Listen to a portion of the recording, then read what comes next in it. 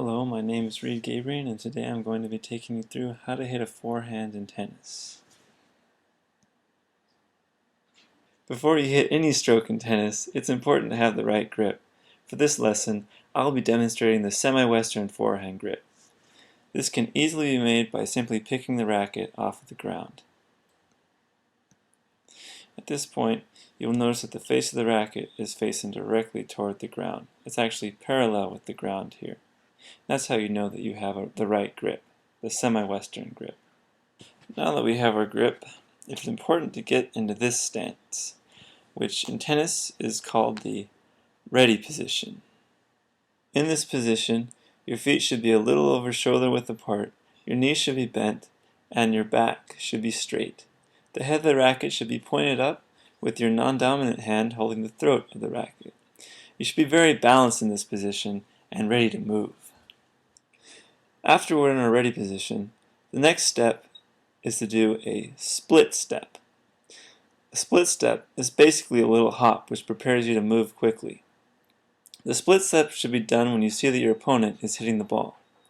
Here is my split step in slow motion.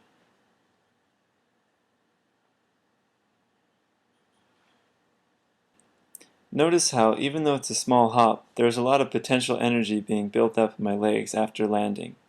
You will use this potential energy to quickly spring off in whichever direction you need to. Here it is one more time.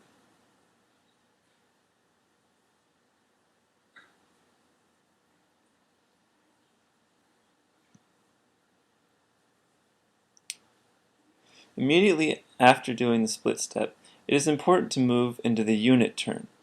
This involves stepping to the side or coiling the upper body until your shoulder is pointing toward the net, as such. Notice how I'm still in the exact same position as before, except that my upper body has turned. I want to specifically draw attention to two important details.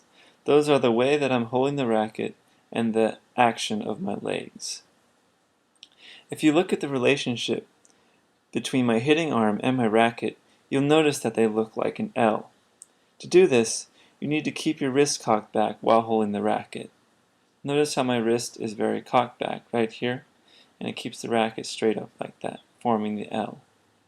And I also want to draw attention to the legs. As you can see, all the weight is loaded up on my right leg, and my left foot is lifted off the ground slightly.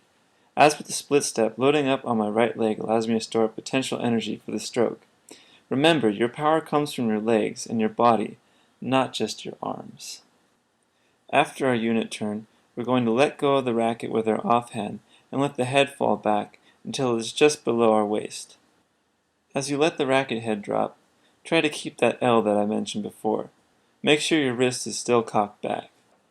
Another way to think about this is to imagine that the butt of the racket is a flashlight, and, as described by Nick Bollettieri, you want to keep that flashlight pointing toward the net for as long as possible.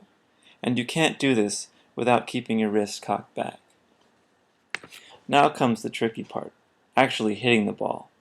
Keeping that flashlight pointed toward the net for as long as possible, uncoil your body and let the racket come around as a result of your rotation. If you have kept your wrist cocked back, you should be making contact with the ball on the open face of your racket out in front of your body. It may feel awkward or counterintuitive to hit the ball with your wrist cocked back like this, but it allows you to control the ball so that its trajectory is based on the position of your body rather than on your wrist. If you were to keep your wrist loose when you hit the ball, the angle of the racket face at contact would be different every time. Keeping your wrist cocked makes for a consistently angled racket face. After making contact with the ball out in front of your body, the racket and your rotation should continue until the shoulder of your hitting arm is pointing toward the net, as such.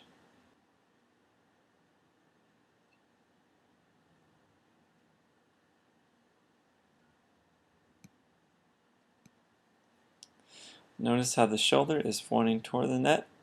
At the end of the rotation, my weight is now on my left leg, and my right foot is lifted. The rotation didn't stop when I hit the ball, but continued all the way around my body. So now here's what it looks like when you put everything together. The split step, the unit turn, I drop the head of my racket, keeping the L. I rotate with my body all the way around, loading out back on my left foot.